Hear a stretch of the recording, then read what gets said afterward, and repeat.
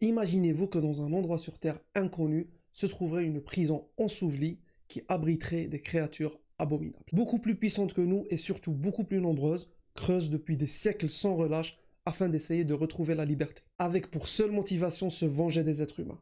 Ces créatures existent et leur nom est Gog et Magog. Vous vous souvenez que je vous ai parlé dans une précédente vidéo des titans de la culture arabe. Je vous ai dit que les titans c'était plus une légende car ils n'étaient pas cités dans le Coran. Contrairement à Gog et Magog qui eux sont bien présents dans l'islam mais aussi dans les autres religions monothéistes. Donc le Coran, la Bible et la Torah. Je vous parle des titans encore une fois parce qu'il existe une théorie qui dit que Gog et Magog sont leurs descendants. On va dès le début zapper cette hypothèse car elle n'a aucun fondement et elle n'est citée dans aucun écrit.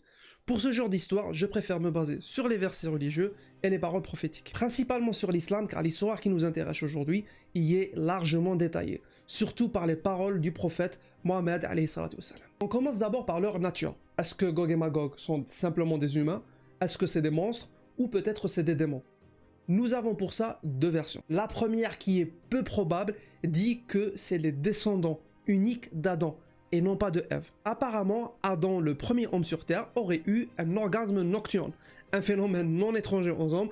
On en a tous été victimes un jour ou l'autre. Et donc sa semence se serait écoulée sur le sol pour fusionner avec la Terre et engendrer les êtres que sont Gog et Magog. Deuxième version qui serait beaucoup plus plausible, c'est que c'est bien les enfants d'Adam et de Ève, comme nous tous. Ce serait même la progéniture de l'un des fils de Noé.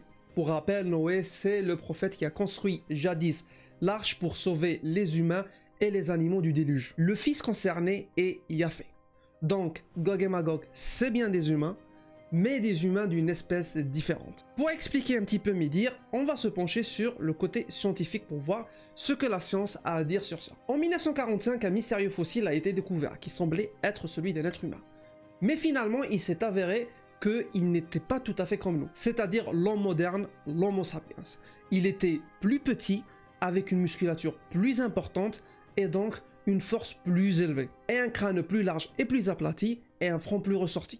Effectivement, c'était une autre espèce d'être humain qu'on appelle Néandertal et qui ont vécu 300 000 années sur Terre avant de disparaître mystérieusement. Beaucoup de théories ont été émises pour expliquer cette disparition. Certains disent que c'est à cause d'une catastrophe naturelle qui les a éradiqués et d'autres affirment qu'à un moment donné, ils ont croisé l'Homo sapiens qui au passage leur a transmis des maladies auxquelles ils n'ont pas pu survivre. Et enfin, les derniers disent qu'ils se sont tout simplement mélangés aux Homo sapiens qui étaient beaucoup plus nombreux. Et le gène de ces derniers a pris l'ascendant sur le gène du Néandertal, ce qui fait que, au fur et à mesure, le gène néandertalien a fini par disparaître totalement. Donc oui, il a été prouvé scientifiquement que d'autres espèces que nous, d'êtres humains, a vécu sur la Terre. Et en plus de ça, la description scientifique du Néandertal ressemble beaucoup à la description que le prophète a donnée sur Gog et Magog. Petit aussi de taille, avec des yeux petits et un visage large. Ils étaient réputés pour avoir une force colossale, ou en tout cas beaucoup plus grande que la nôtre. Avec les récits, d'autres descriptifs s'ajoutent, notamment que un seul individu pouvait engendrer jusqu'à 1000 enfants. C'est pour cela qu'ils étaient extrêmement nombreux. L'un de leurs surnoms était la cavalerie de l'enfer, car il a été dit que sur 1000 individus de Gog et Magog, un seul partira au paradis et 999 partiront en enfer. Dans la langue arabe, ils sont surnommés Ya'jouj ou Ma'jouj. Ya'jouj et Ma'jouj. Ya'jouj veut dire, oui je sais, il y a beaucoup de Ya'jouj, donc Ya'jouj veut dire flamme embrasée, car ils abritent en eux une rage inconsidérable. Et Ya'jouj fait référence à une eau très salée, une eau blanche tellement la salinité y est élevée. Ça fait référence à leur nombre élevé.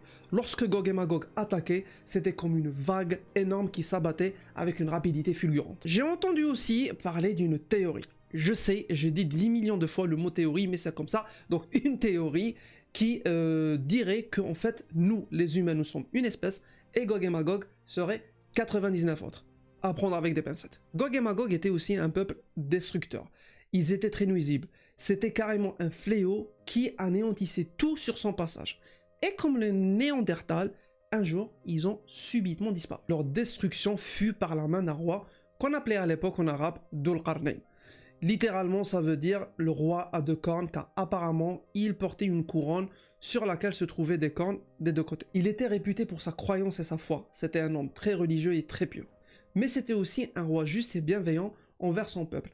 un peuple qui aimait beaucoup son roi. Mais Dhul-Qarnayn était aussi un roi craint par les autres royaumes, car il avait une armée très grande et très puissante. À un certain moment, on disait que c'était le roi Alexandre le Grand. Mais selon les études archéologiques et historiques, leur période de règne diffère de quelques siècles. Donc il est impossible que les deux hommes soient la même personne. Durant une expédition faite par le roi pour découvrir un endroit qui l'intriguait beaucoup, c'était deux grandes montagnes qui se faisaient face l'une à l'autre. Il découvrit un peuple qui était affaibli et doté d'une civilisation très peu développée. On pouvait à peine communiquer avec eux. Ils ont quand même réussi à expliquer au roi qu'ils étaient persécutés par un autre peuple qui se trouvait de l'autre côté de la montagne. Très humblement, ils ont demandé au roi de les débarrasser de ce peuple-là en échange d'une somme d'argent.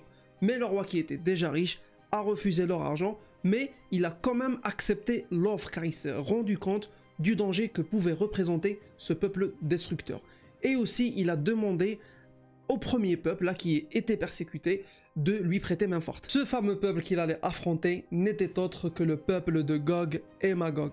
Mais finalement, le roi n'a quand même pas pu les affronter directement, car ils étaient trop puissants et aucune armée dans le monde ne pouvait leur faire face. Mais en revanche, il a usé de son stratagème pour les mettre à terre, et au sens propre du terme, vous allez voir plus tard. Il a demandé à ses alliés et à son armée de récolter un maximum de fer, et ensuite d'allumer un grand feu et tout faire fondre afin de pouvoir colmater les brèches des deux montagnes et de créer un genre de barrage afin de pouvoir tout ensevelir. Et en dernier, il demanda du cuivre afin de pouvoir recouvrir le fer pour le protéger de la rouille. Et c'est ainsi que le peuple de Gog et Magog fut emprisonné.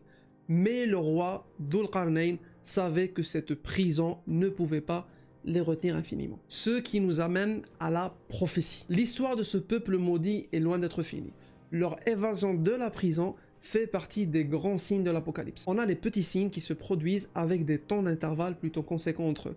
Et les grands signes vont s'enchaîner l'une après l'autre avant le jour du jugement. L'apparition de Gog et Magog se fera juste après la mort de l'Antéchrist. On y reviendra plus tard. La prophétie dit que Gog et Magog essayent tous les jours de creuser afin de pouvoir sortir de leur prison. Mais à chaque fois qu'ils réussissent à faire une brèche dans le mur et à voir la lumière du soleil, leur malédiction s'abat sur eux. Leur leader leur demande d'arrêter et de partir se reposer afin de revenir demain. Et à chaque fois, le lendemain, ils trouvaient tout leur travail disparu. C'était comme si ils avaient rien fait. Ça va être ainsi jusqu'au jour où leur leader va encore leur dire d'arrêter, de partir se reposer, mais cette fois, à la différence des autres fois, il va rajouter par la bénédiction de Dieu, ou Inch'Allah si vous voulez, demain on continuera le travail. Et le lendemain, à leur grande surprise, leur travail n'a pas disparu. Et c'est ce jour-là que Gog et Magog vont sortir de leur prison. Ils vont sortir des quatre coins du barrage qui les a retenus depuis des milliers d'années. Ils émergeront tels de la lave d'un volcan qui fait éruption et ils afflueront par milliers sur la terre. De base, ils sont déjà destructeurs, mais en plus de ça, cette fois, ils ont accumulé pendant des milliers d'années une haine et l'envie de vengeance envers cette humanité qui les a fait emprisonner. Ils répandront malheur sur terre. Ils seront tellement nombreux qu'ils seront présents partout sur la planète. Rien ne va leur résister.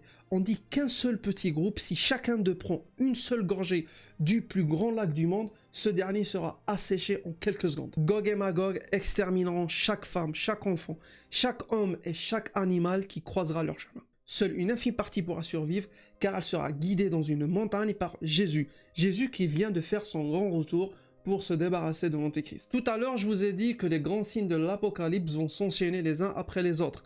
Et justement, Gog et Magog vont venir tout juste après que l'Antichrist soit apparu sur terre et Jésus fera son retour justement pour le tuer. Et je rappelle, dans la religion musulmane, Jésus n'est pas mort, il est conservé par Dieu justement pour pouvoir revenir guider l'humanité durant ces deux grandes catastrophes. Après leur conquête totale de la terre, Gog et Magog vont se croire tout puissants. Ils vont se dire que puisque rien ne nous a résisté sur terre, rien ne le fera au ciel. C'est ainsi qu'ils entreprendront l'initiative de tuer tous ceux qui se trouvent dans le paradis, notamment Dieu. Et ils vont commencer à lancer des flèches vers le ciel en croyant qu'ils vont toucher les habitants du haut. Dieu va leur rendre leurs flèches immaculées de sang, pour leur faire croire qu'ils ont réussi. Et effectivement, Gog et Magog orgueilleux vont fêter ça et se dire « Rien ne nous a résisté, ni ici, ni dans les cieux ». Mais ce qu'ils ne savaient pas, c'est qu'à travers ce sang, Dieu leur a envoyé des vers. Il leur a même pas envoyé des anges comme dans certaines guerres humaines ou dans des batailles contre des djinns. Non, il leur a envoyé simplement des petits vers. Ces êtres soi-disant extrêmement puissants et qui ont tout éradiqué et que personne n'a pu leur faire face, se sont fait battre par des vers. Dieu leur a montré qu'ils pouvaient les anéantir par une chose totalement insignifiante. Ces vers s'attaqueront à leur cou pour leur causer des infections qui les tueront au bout d'une journée seulement. Une mort soudaine et générale de tout Gog et Magog et aucun d'entre eux ne pourra survivre. Lorsque les survivants guidés par Jésus descendront de la montagne, ils ne trouveront pas un seul bout de terre qui ne soit pas recouvert par un cadavre de Gog et Magog, causant justement une odeur épouvantable qui se propagera partout sur la terre, et Jésus va implorer son Dieu pour qu'il les débarrasse de cette odeur et de ses corps. Et là, il y a deux versions. La première dit que en fait Dieu va leur envoyer des oiseaux, des grands oiseaux qui vont prendre tous les corps et les jeter dans la mer. L'autre version dit que les animaux sur terre ils vont commencer à se nourrir de ces corps et ils vont être engraissés. Et le reste servira d'engrais pour faire pousser la végétation. C'est pour ça qu'après cette hécatombe, il y aura une période d'abondance. Et pour finir, une pluie abondante s'abattra sur la terre pour tout nettoyer. Et c'est ainsi que s'achèvera le règne du peuple nommé Gog et Magog. La vidéo est finie, j'espère que l'histoire vous aura plu. Si c'est le cas, n'hésitez pas à le manifester dans les commentaires et pourquoi pas faire un petit j'aime, un petit abonnement, ça nous fait plaisir. Je vous remercie d'être resté jusqu'ici et d'avoir regardé la vidéo. C'était le Samouraï du Bled, sayonara.